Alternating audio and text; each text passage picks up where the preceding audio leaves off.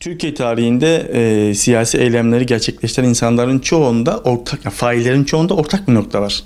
Akli dengesi bozuk iddiası. Yani aynı suçlamayla ya da aynı olayla şu an Hüdapar'da karşı karşıya. Hedefi belli olan bir şahıs, bir eylem söz konusu, çerçeve net bir çerçeve, eylemin içeriği. Bu şahsın yaşı ve işte akıl sağlığı üzerinden işi biraz normalleştirmeye, sıradanlaştırmaya çalışıldığını biz düşünüyoruz.